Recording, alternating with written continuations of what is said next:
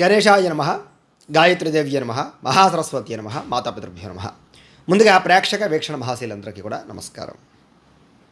అయితే ఖచ్చితంగా గవర్నమెంట్ ఉద్యోగం వచ్చేటటువంటి సులువైన మార్గం ఏమిటి, లేదా మీరు కోరుకునేటటువంటి ఉద్యోగం రావాలంటే ఏమి చెయ్యాలి, లేదా ప్రభుత్వ ఉద్యోగం రావడానికి జాతకంలో ఉండవలసినటువంటి ముఖ్యమైనటువంటి యోగాలు ఏమిటి, అది ప్రభుత్వ ఉద్యోగం అవ్వచ్చు, లేదా ప్రైవేటు ఉద్యోగం అవ్వచ్చు, లేదా విదేశాల్లో ఉద్యోగాలు అవ్వచ్చు.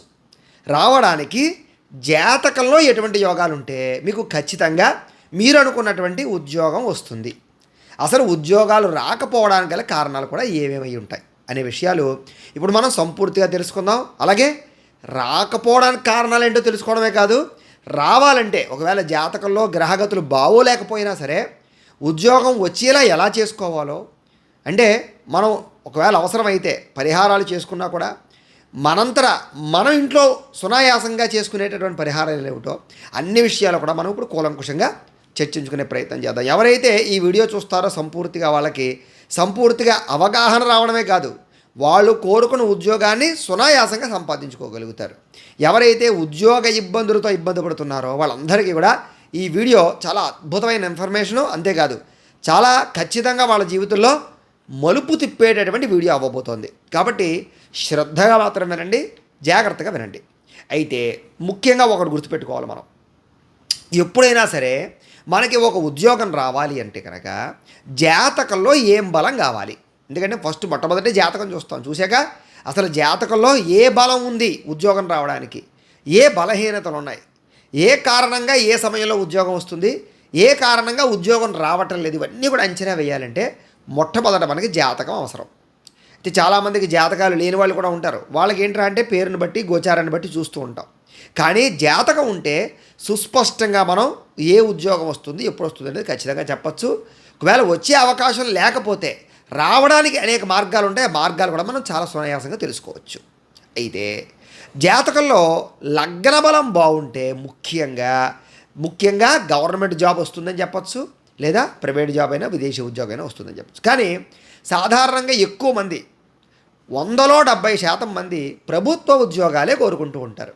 ఇంకా ప్రభుత్వ ఉద్యోగాల్లో అవకాశాలు లేని వాళ్ళు మాత్రమే ప్రైవేటు ఉద్యోగాలు కోరుకుంటారు. అయితే ప్రస్తుత కాలంలో ఏంటంటే కనుక కొన్ని రకాల ఐటీ సెక్టార్లు అవ్వచ్చు, లేదా కొన్ని రకాల చదువులు వచ్చాయి.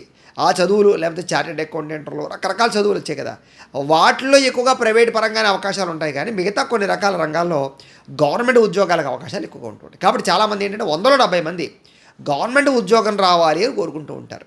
అయితే గవర్నమెంట్ ఉద్యోగం రావాలన్నా, మీరు అనుకున్న ఉద్యోగం రావాలన్నా ప్రధానంగా జాతకంలో లగ్న బలం కావాలి. రెండోది దశమాధిపతులు చాలా బలంగా ఉండాలి. కారణం ఏమిటి అంటే కనుక దశమస్థానం వృత్తి స్థానం. అంటే వాడు ఏం చేస్తాడు, వాడు ఎలా సంపాదిస్తాడు డబ్బులు, వాడు వృత్తి అంటే ఏదైనా చేతి పని చేస్తాడా, కూలి పని చేస్తాడా, బిజినెస్ చేస్తాడా, జాబ్ చేస్తాడా అని నిర్ణయించేటటువంటి దశమస్థానం. కాబట్టి జాతకంలో 10వ స్థానం, లగ్నాన్ని బట్టి 10వ స్థానంలో ఏ బలం ఉంది అనేటటువంటిది ప్రధానంగా చూడవలసి ఉంటుంది. అలాగే మూడోది ఏంటి, ద్వితీయాధిపతి ధనస్థానం. అంటే ఏమిటి అంటే కనుక డబ్బులు ఎలా సంపాదిస్తాడు వీడు, ఉద్యోగం చేసి సంపాదిస్తాడా, వ్యాపారం చేసి సంపాదిస్తాడా, లేదా ఇంకో అనేక రకాల వృత్తి పనులు చేసి సంపాదిస్తాడా అని తెలుసుకోవడానికి ద్వితీయ స్థానాన్ని చూడవలసి ఉంటుంది. అంటే ప్రధానంగా గవర్నమెంట్ జాబ్ వస్తుందా లేదా ఉద్యోగం చేస్తాడా లేదా అని తెలుసుకోవాలంటే లగ్నం, ద్వితీయం, దశమం ఖచ్చితంగా బలంగా ఉండాలి. ఆ స్థానాలు చూడవలసి ఉంటుంది. అయితే వీటితో పాటుగా ఇవి చాలా బలంగా ఉన్నాయండి అంటే ఉద్యోగం వచ్చేస్తుందా అంటే కాదు, నడుస్తున్నటువంటి దశలు బలంగా ఉండాలి. ఆ నడుస్తున్న దశలు ఈ లగ్నాధిపతికి, ద్వితీయాధిపతికి, దశమాధిపతికి యోగాన్ని కలగజేయాలి. అప్పుడు ఖచ్చితంగా గవర్నమెంట్ జాబ్ వస్తుంది అని. వీటితో పాటుగా గోచారంలో బలం ఉండాలి. అయ్యి బాబు ఇన్ని రకాల కాంబినేషన్స్ చెప్తున్నారేంటండి, ఇవన్నీ ఒక మనిషికి ఉంటాయా అంటే ఉంటాయి. ఎందుకంటే ఉండకుండా ఏముండవు. అయితే ఏమిట్రా అంటే అది ఒక్కొక్కసారి ఏమిట్రా అంటే ఆ కాంబినేషన్స్ వచ్చేదాకా ఎదురు చూడవలసి ఉంటుంది. కొంతమందికి కంపల్సరీగా ఈ ఇయర్లో వచ్చేస్తుంది అనుకుంటారు, కానీ రాదు. వాళ్ళు ఎంత చదివినా ఎంత కష్టపడినా ఏదో కారణంగా వాయిదాపడు. కారణం ఇదే, ఈ కాంబినేషన్స్ కుదరక వాళ్ళు అనుకున్నట్టుగా. ఇప్పుడు చూడండి, పూర్వకాలం గడియారాల్లో ఏంట్రా అంటే కనుక కరెక్ట్గా గంట ఈసరికల్లా గంటలు కొట్టి ఉండేవి. ఇప్పుడు ఫర్ ఎగ్జాంపుల్ 12 అయింది అనుకోండి, 12 వేసరికల్లా టంగ్ టంగ్ అని మోగుతుండేవి. అలా మోగాలంటే చిన్న ముళ్ళు పెద్ద ముళ్ళు సెకల ముళ్ళు కూడా ఒకేసారి ఒకే కక్షలోకి రావాలి, అప్పుడే మోగుతుంది. అవునా కదా? అలాగే ఏమిట్రా అంటే మన జాతకంలో ఉండేటటువంటి గ్రహగతులు తిరుగుతూ ఉన్నప్పుడు బలమైన గ్రహాలన్నీ కూడా ఉద్యోగాన్ని ఇచ్చేటటువంటి గ్రహాలన్నీ కూడా అనుకూల దశకు వచ్చినప్పుడు ఆ జాబ్ వస్తుందన్నమాట. ఇది లాజిక్. సరే, ఏదేమైనా కూడా అది ప్రధానమైన విషయం. అయితే కొంతమందికి చూడండి, కొన్ని వేల మంది ఉద్యోగం కోసం అప్లై చేస్తారు. టీచర్స్ జాబ్స్, లేకపోతే బ్యాంక్ జాబులని, లేకపోతే గవర్నమెంట్ సెక్టార్లో ఏదైనా సరే ఈ రోజుల్లో అలాగే ఉంది కదా. రైల్వే అవ్వచ్చు, పోస్టల్ అవ్వచ్చు, ఏదైనా సరే ఒక 1000 ఉద్యోగాలు ఉన్నాయంటే 1,00,000 మంది 10 లక్షల మంది దానికోసం అప్లై చేస్తూ ఉంటారు. మరి ఎంతమంది అప్లై చేస్తే 1,00,000 మందిలో 1000 మందికే ఉద్యోగాలు వస్తున్నాయి కదా. మరి ఆ 1,00,000 మందిలో 1000 మందికే ఉద్యోగాలు రావడానికి కారణం ఏమిటి? మిగతా వాళ్ళకి రాకపోవడానికి కారణం ఏమిటి అంటే కనుక ఇదే అదృష్ట యోగము. దాన్ని లక్కీ అంటారు చూసారా. లక్కీగా ఉద్యోగం రావడం అంటే 1,00,000 మందిలో మిగతా వాళ్ళు చాలా కష్టపడతారు. ఈ 1000 మంది కన్నా మిగతా వాళ్ళు కూడా ఈ 1000 మంది ఎంత కష్టపడ్డారో వాళ్ళు కూడా అంతే కష్టపడతారు. అందులో పోనీ 1,00,000 మంది వదిలేయండి, కనీసం 10,000 మంది అయినా సరే ఈ 1000 మంది ఎలా కష్టపడ్డారో అంతా కష్టపడతారు. కానీ ఈ 1000 మందికి ఉద్యోగం రావడం ఏమిటి అంటే అదే యోగము, అదృష్టము. అయితే ఈ అదృష్టము దేని బట్టి ఆధారపడి ఉంటుంది అంటే ఎంతోమంది అప్లై చేస్తే కొంతమందికే వచ్చే ఉద్యోగాలకి జాతకంలో కారకత్వం ఏమిటి అంటే కనుక లగ్న, పంచమ, భాగ్యాధిపతులు బలంగా ఉండాలి. ఇవి బలంగా ఉంటే ఎక్కువ మంది అప్లై చేసుకునే ఉద్యోగాల్లో అదృష్టంగా కొంతమందికి ఉద్యోగం వచ్చేటటువంటి ఉద్యోగాల్లో మీకు వస్తుంది అని అర్థం. అంటే జాతకంలో ఏ కారణం చేత మనం ఉద్యోగాలు వస్తాయని తెలుసుకున్నాం కదా. అయితే ఎంత కష్టపడుతున్నా సరే చాలా బ్రహ్మాండమైనటువంటి ర్యాంకులు వచ్చి, ఉత్తీర్ణత వచ్చి, జ్ఞాపకశక్తి ఉండి నిరంతరం దానికోసమే అహర్నిశలు శ్రమ పడినా సరే ఆ ఉద్యోగం రాకపోవడం కారణం ఏమిటి? మీరు అనుకున్న ఉద్యోగం రాకపోవడం కారణం ఏమిటి?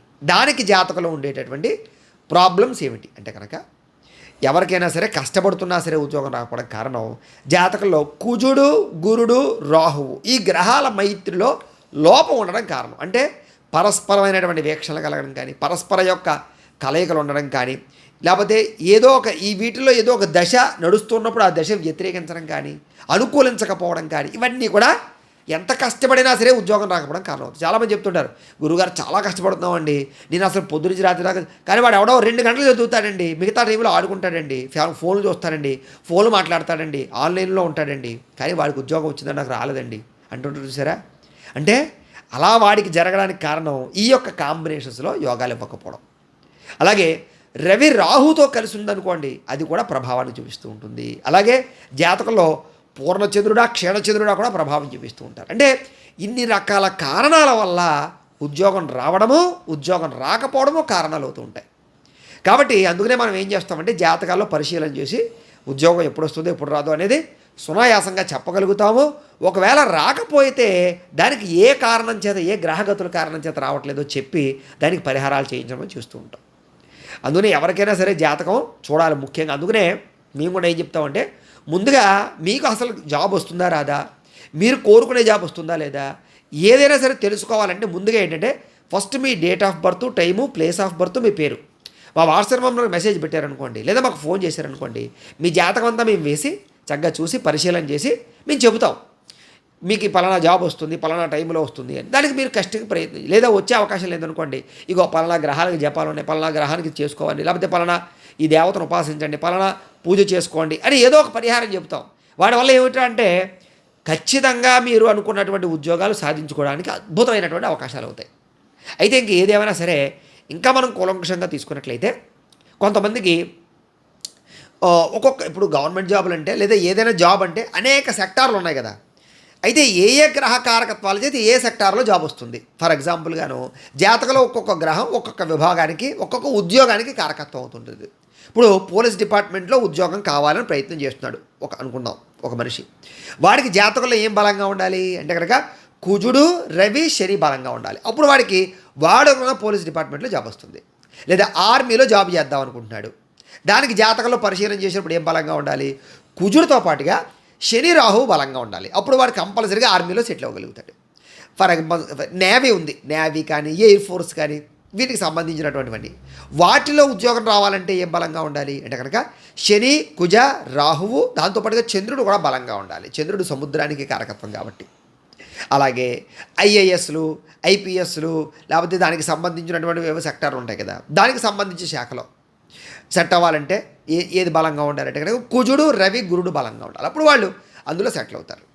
అలాగే రైల్వేలో కానీ, ట్రాన్స్పోర్ట్ రంగానికి సంబంధించి కానీ, సెక్యూరిటీ గార్డులు, ఇలాంటి జాబులకి సంబంధించినటువంటి ఉద్యోగాలు రావాలంటే కేతువు, అలాగే కుజుడు, శని బలంగా ఉండాలి. అప్పుడు వాళ్ళకి అలాంటి ఉద్యోగాలు వస్తాయి. ఫర్ ఎగ్జాంపుల్గాను బ్యాంకింగ్ రంగంలో జాబ్ చేద్దాం అనుకుంటున్నారు, దానికి సంబంధించినటువంటి జాబ్ రావాలంటే మీకు గురుడు, బుధుడు, రవి బలంగా ఉండాలి జాతకంలో. అలాగే పంచాయతీ ఎంఆర్ఓలు, విఆర్ఓలు, రకరకాల శాఖలు ఉంటాయి కదా, పంచాయతీ డిపార్ట్మెంట్ అలాంటి వాటిలో ఉద్యోగాలు రావాలంటే కనుక, అంటే రాజకీయ పరంగా కూడా సంబంధం ఉండేటటువంటి ఉద్యోగాలు ఉంటాయి. అంటే పిఏ పోస్టులు కూడా వస్తాయి దాంట్లో. దానికి గురుడు, రవి, శని బలంగా ఉండాలి. అప్పుడు అలాంటి జాబులు వస్తాయి. For example income tax department కానీ, ఐటీ జాబులు కానీ, సాఫ్ట్వేర్కి సంబంధించినటువంటి గవర్నమెంట్ జాబులు కానీ, ఇలాంటి వాటిలో ఉద్యోగాలు రావాలంటే మీకు బుధుడు, రవి, గురుడు కూడా బలంగా ఉండాలి. ఫర్ ఎగ్జాంపుల్గా ఇంజనీరింగు, లేకపోతే టెక్నాలజీ, టెక్నికల్ టీచర్సు, అలాగే లెక్చరర్సు, ప్రొఫెసర్లు, ఇలాంటి జాబులు రావాలనుకోండి మీకు మీ జాతకంలో గురుడు, శుక్రుడు, రవి, బుధుడు కూడా బలంగా ఉండాలి.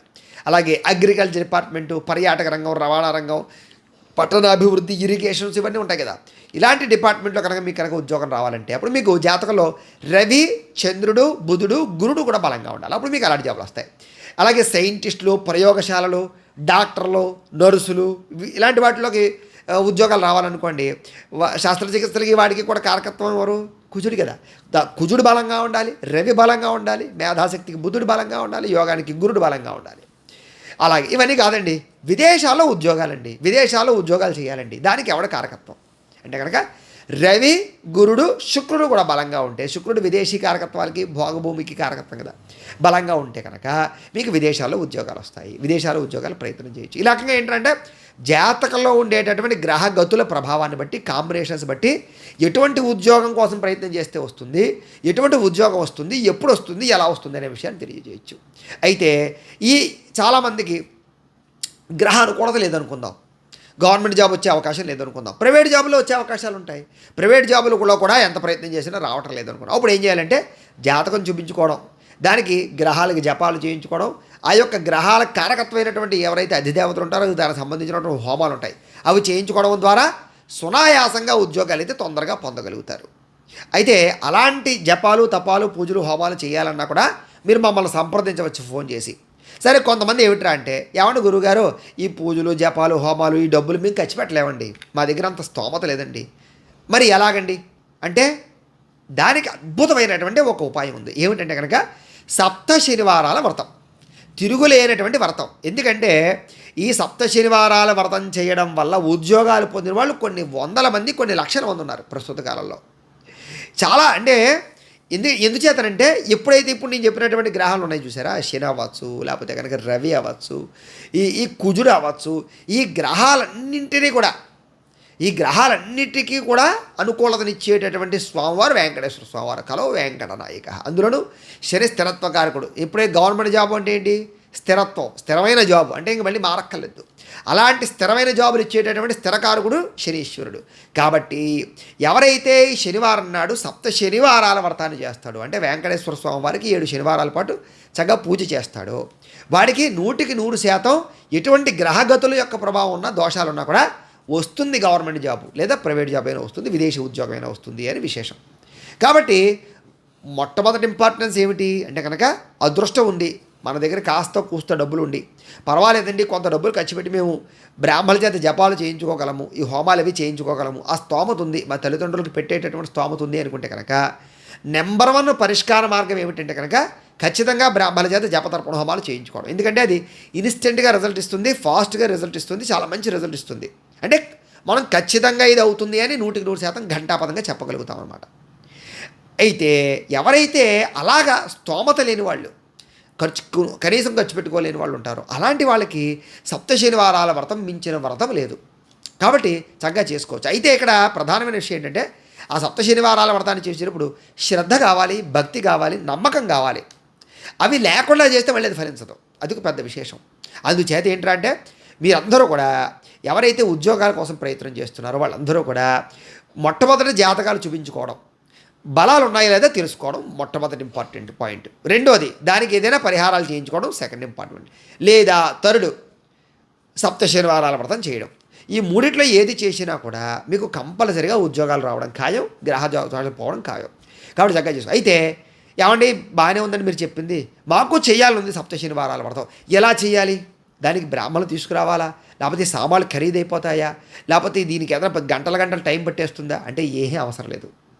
అన్నిట్లోకల్లా చాలా సునాయాసంగా సులువుగా చేసుకునే వ్రతం ఏదైనా ఉంది అంటే కనుక అదే సప్త శనివారాల వ్రతం. ఏమీ లేదు, చక్కగా పూజా సామాన్లు ఉంటాయి. అవి ఆల్రెడీ ఈ సప్త శనివారాల వ్రతానికి సంబంధించినటువంటి వీడియోని నేను పూజా విధానం అంతా కూడా కథతో సహా వీడియోగా తయారు చేసి ఆ వీడియోని ఆల్రెడీ ఛానల్లో పెట్టడం జరిగింది.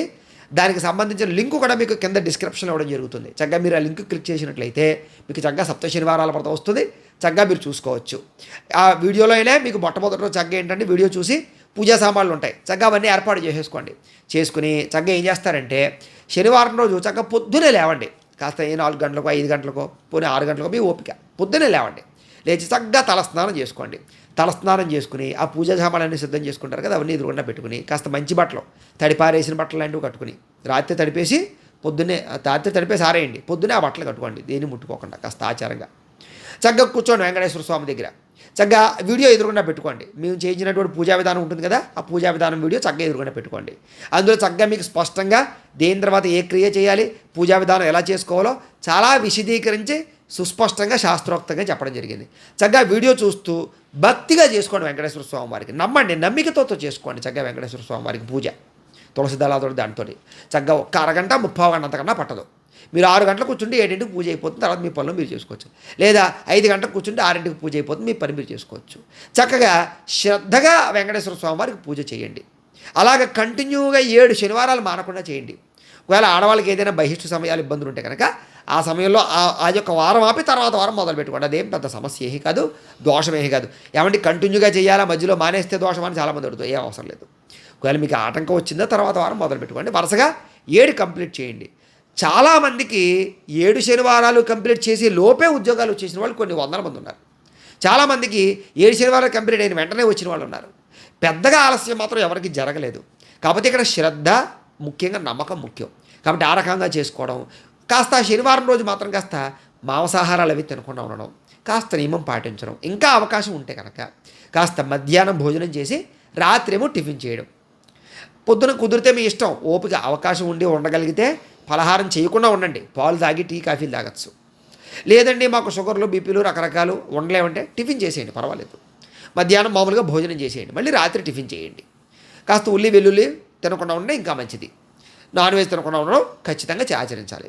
జస్ట్ చాలా చిన్న విషయాలు తప్ప పెద్దగా భారీగా ఉండే నియమాలు ఏం కావు, చిన్న నియమాలు. ఈ నియమాలు పాటిస్తూ మీరు సప్త శనివారాల వ్రతం చేస్తే మీకు చూద్దరి కానీ దాని ప్రభావం ఎంత తీవ్రంగా పనిచేస్తుందో చూడండి. కాబట్టి చక్కగా ఆ రకంగా మీరు అందరూ కూడా చక్కని ఉద్యోగ అవకాశాలు తెచ్చుకుని, ప్రభుత్వ ఉద్యోగాలు కానీ లేదా ప్రైవేట్ ఉద్యోగాలు కానీ విదేశీ ఉద్యోగాలు కానీ తెచ్చుకుని చక్కగా ఆనందంగా సంతోషంగా ఉండాలి అని మనస్ఫూర్తిగా ఆశిస్తూ, అలాగే దీనికి సంబంధించినటువంటి ఏమైనా అనుమానాలు ఉన్నట్లయితే కనుక కామెంట్ల రూపంలో పెట్టండి, మీకు రిప్లై ఇస్తాం. లేదా మాకు ఫోన్ చేసినా కూడా మీ సందేహాలకు సమాధానం తెలియజేస్తాం. లేదా మీ డేట్ ఆఫ్ బర్త్ టైంలో మాకు వాట్సాప్ పెట్టినా లేదా మాకు ఫోన్ చేసి తెలియజేసినా కూడా మేము మీ జాతకాన్ని చూసి పరిశీలన చేసి దానికి ఏదైనా పరిహారాలు చేసుకోవాలా, దోషాలు ఉన్నాయా లేదా అని కూడా మీకు విశదీకరించి చెప్పే ప్రయత్నం కూడా మీకు చేస్తాము అని తెలియజేస్తూ, అలాగే మీలో ఎవరికైనా సరే సంపూర్తి జాతకం ఈ రకంగా పుస్తకం రూపంలో కావాలన్నట్లయితే కనుక మీ date of birth, time, place of birth, మీ పేరు మా వాట్సాప్ నెంబర్కి మెసేజ్ పెట్టినా మాకు ఫోన్ చేసినా కూడా మీ జాతకాన్ని మేమే రాసి దాన్ని కంప్యూటర్లో ఈ రకంగా డీటీపీ చేయించి దీన్ని పుస్తకం రూపంలో బైండింగ్ చేయించి చక్కగా మీకు కొరియర్ ద్వారా పంపించే ప్రయత్నం చేస్తాం. ఈ పుస్తకాలు అన్నీ ఉంటాయి, చక్కగా మీరు చదువుకోవచ్చు జీవితాంతం ఏం జరుగుతుందనే విషయం. అలాగే మీలో ఎవరికైనా సరే వ్యాపారం సరిగ్గా సాగకపోయినా, డబ్బు నిలబడకపోయినా, అప్పుల బాధలతో ఇబ్బంది పడుతున్నా, డబ్బులు నిలబడకపోయినా కూడా అలాంటి వాటికి ఇలాంటి లక్ష్మీ గణపతి యంత్రాలు, ధనజన వశీకరణ యంత్రాలు ఉంటాయి. మీరు మాకు గోత్రాలు పిలువు తెలియజేసినట్లయితే ఈ యంత్రానికి పూజలు జపాలు చేయించి ఈ యంత్రాన్ని మీకు కొరియర్ ద్వారా పంపించే ప్రయత్నం చేస్తాం. ఈ ఇంట్లో పెట్టుకున్నా, ఆఫీసులో పెట్టుకున్నా, లేదా వ్యాపార సంస్థల్లో పెట్టుకున్న ఐశ్వర్యానికి లోటు ఉండదు, రుణబాధలు తీరతాయి. అలాగే నరదిష్టికి, నరఘోషకి కూడా ఇలాంటి నరఘోష యంత్రాలు ఉంటాయి, వాటి కూడా మమ్మల్ని సంప్రదించవచ్చు. లేదా ఇంట్లో నిద్ర పట్టకపోవడం, పీడకలలు రావడం, శత్రుబాధలు పెరగడం, ప్రయోగాబాపద అనుమానాలు రావడం, ఇంట్లో గొడవలు జరగడం, ఇలాంటి వాటితో ఏమైనా ఇబ్బంది పడుతూ ఉంటే కనుక అలాంటి వాటికి శూలిని దుర్గా యంత్రం ఇలా ఉంటుంది. ఇలాంటి యంత్రం కూడా మేము పూజలు పరిహారాలు చేయించి దీనికి సంబంధించినటువంటి యంత్రాన్ని కూడా మీకు కొరియర్ ద్వారా పంపించే ప్రయత్నం చేస్తాము అని తెలియజేస్తూ, ఇంకా ఏమైనా అనుమానాలు ఉన్నట్లయితే కామెంట్ల రూపంలో పెట్టండి, మాకు ఫోన్ చేయండి, మీకు సందేహానికి సమాధానం తెలియజేస్తామని తెలియజేస్తూ, ఈ వీడియో కనుక మీకు నచ్చినట్లయితే లైక్ చేయండి, అందరికీ షేర్ చేయండి. ఇంకా ఎవరైనా ఈ ఛానల్ని కనుక సబ్స్క్రైబ్ చేసుకోకుండా ఉన్నట్లయితే కనుక కాస్త సబ్స్క్రైబ్ కూడా చేసుకోవాల్సిందిగా మనస్ఫూర్తిగా ఆశిస్తూ, గోబ్రాహ్మణేభ్యः శుభమస్తు నిత్యం, లోకా సమస్తాః సుఖినో భవంతు, స్వస్తి. మేము పెట్టే వీడియోలు ప్రతిరోజు మీరు పొందడానికి సబ్స్క్రైబ్ బటన్ను క్లిక్ చేయండి. అదేవిధంగా పక్కన ఉన్న బెల్ ఐకాన్ను క్లిక్ చేయడం ద్వారా మీరు నోటిఫికేషన్ కూడా పొందవచ్చు.